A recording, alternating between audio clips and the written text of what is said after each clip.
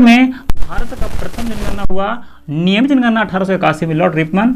चलिए अगला आपका है, किस दिन पृथ्वी सूर्य से सर्वाधिक दूरी होता है? देखिए ध्यान से, किस दिन पृथ्वी से सर्वाधिक दूरी होता है? किसका? सूर्य से पृथ्वी का दूरी सर्वाधिक होता है। ये आपका आंसर होगा 4 जुलाई।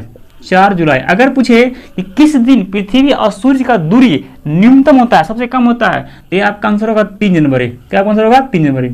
यानी कि सूर्य और पृथ्वी के बीच सर्वाधिक दूरी होती है 4 जुलाई को और सबसे कम दूरी 3 जनवरी को। चलिए अगला क्वेश्चन आपका है, किस ग्रह को आंतरिक ग्रह कहते हैं? देखिएगा आंतरिक ग्रह, तो हम जानते हैं कि सूर्य से हमारे सौरमंडल में कुल 8 ग्रह हैं। कितने ग्रह हैं? 8 ग्रह हैं। 8 ग्रह जो सूर्य से सबसे नजदीक 4 ग्रह है उसको आंतरिक ग्रह कहते हैं। कौन कौन है? बुध, शुक्र, पृथ्वी, मंगल। बुध, शुक्र, पृथ्वी, मंगल, इन चारों ग्रह को हम लोग आंतरिक ग्रह कहते हैं। कौन सा ग्रह कहते हैं? आंतरिक ग्रह। या इसको पृथ्वी ग्रह भी कहते हैं। कौन सा ग्रह? पृथ्वी ग्रह भी कहते हैं। किसको किसको? बुध, शुक्र, पृथ्वी, मंगल। बुध, शुक्र, पृथ्वी, मंगल, इन चारों ग्रह को हम लोग आंतरिक ग्रह या पृथ्वी ग्रह कहते हैं। पृथ्वी ग्रह क्यों कहते हैं? क्योंकि इन चारों ग्रह में सबसे बड़ा ग्रह कौन सा है? पृथ्वी है। चलिए एक होता है बाह्य ग्रह या बृहस्पति ग्रह।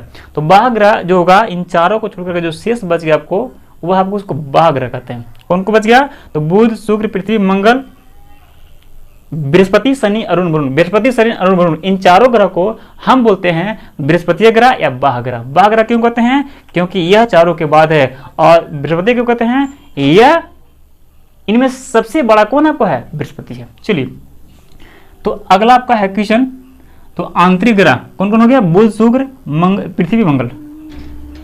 चलिए अगला आपका है बृहस्पति ग्रह किसे कहते हैं? तो अब बताएं आपको कि 4 ग्रह को छोड़ा करके जो शेष आपका 4 ग्रह उधर है उसको बोलते हैं बृहस्पति ग्रह। और क्यों बोलते हैं? क्योंकि इन ग्रहों में सबसे बड़ा ग्रह कौन सा आपका है? बृहस्पति है, इसीलिए हम इसको बृहस्पति ग्रह भी कहते हैं। चलिए अगला आपका है, पृथ्वी पर अक्षांश रेखा की संख्या कितना है? देखिएगा, एक होता अक्षांश और एक होता देशांतर। एक अक्षांश और एक देशांतर। तो देखिएगा पृथ्वी पर अक्षांश रेखा 180 डिग्री, 180 वो है, क्यों है? और देशांतर 360 है। कितने हैं? 360। अक्षांश कितने हैं?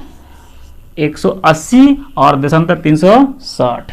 चलिए अगला क्वेश्चन आपका है, पूरे विश्व में किस बैंक की शाखा सबसे अधिक है? पूरे वर्ल्ड में, पूरे विश्व में सबसे अधिक किस बैंक की शाखा है? तो इसका आपका आंसर होगा SBI, state bank of India. SBI का स्थापना पूरे वर्ल्ड में सबसे अधिक मात्रा में है। अगर पूछे कि एसबीआई का स्थापना कब होता तो 1955 में होता। कब होता? 1955 में।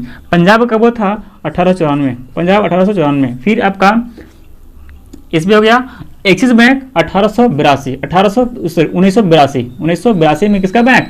एक्सिस बैंक की स्थापना। चलिए अगला आपका है, विश्व का सबसे छोटा महादेश। देखिएगा विश्व का सबसे छोटा महादेश, इसका आंसर होगा ऑस्ट्रेलिया। क्या आंसर होगा?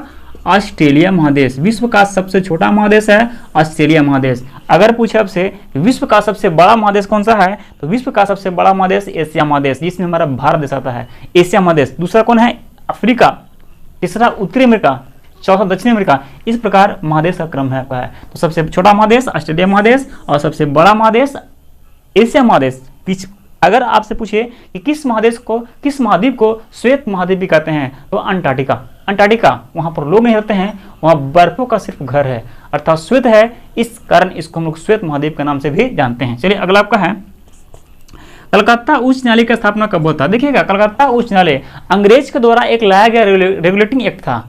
रेगुलेटिंग एक्ट 1773 के अंतर्गत कलकत्ता उच्च न्यायालय की स्थापना 1774 में किया गया।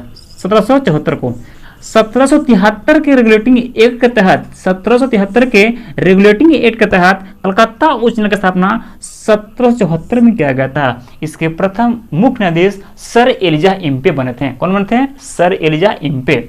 चलिए अगला आपका है, लोधी वंश के संस्थापक कौन था? तो हम आपको बताए थे कि दिल्ली सल्तनत में कुल 5 राजवंश आए थे। पहला कौन था? गुलाम वंश। दूसरा खिलजी वंश, तुगलक, सैयद और लोधी।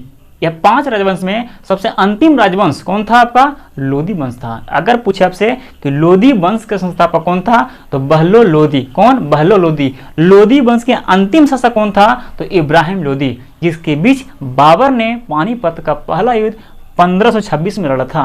कब? 1526 में। कौन? बाबर ने पानीपत का पहला युद्ध, जिसमें इब्राहिम लोधी का हार हो गया था, अर्थात उसी युद्ध से आपका दिल्ली सल्तनत समाप्त हो गया था। तो यह आपका अंतिम क्वेश्चन था। तो आज के लिए बस इतना ही। धन्यवाद।